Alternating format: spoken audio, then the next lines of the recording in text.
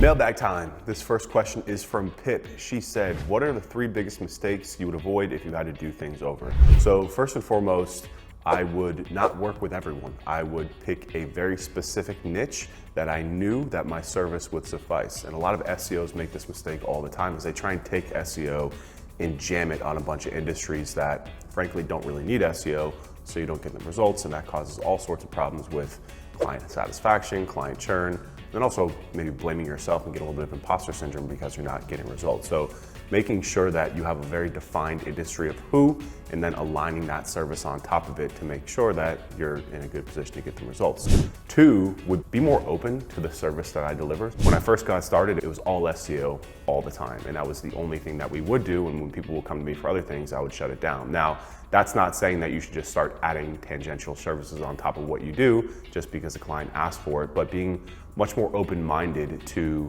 building on our service. A good example of that is our agency now. We do all of search marketing. We don't just do SEO, we don't just do paid ads, we do local service ads, we do local SEO, we do content development, we do link building, we do everything that takes place within a search engine, because at the end of the day, we're here to get our clients results and get them more conversions.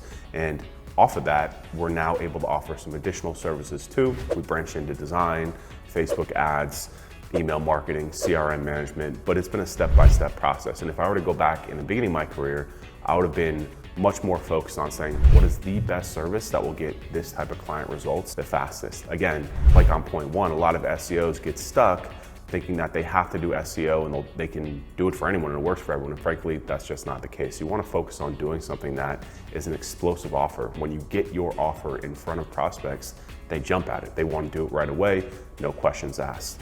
And then 3 would be hiring. I would have hired people a lot earlier, a lot sooner, a lot faster, and paid them better, as bad as that sounds, because good talent costs good money, but it pays itself back very quickly.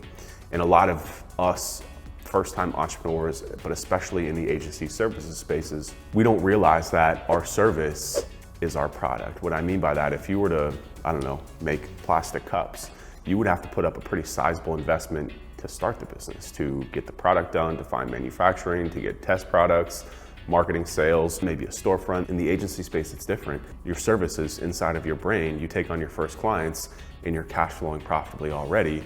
So it's really hard mentally to take money out of your personal pocket, as you would probably refer to it, and pay somebody else to do it. And that creates all sorts of problems with hiring and over scrutiny on employees, because we're looking at them thinking, hey, I'm taking money out of my pocket to pay you.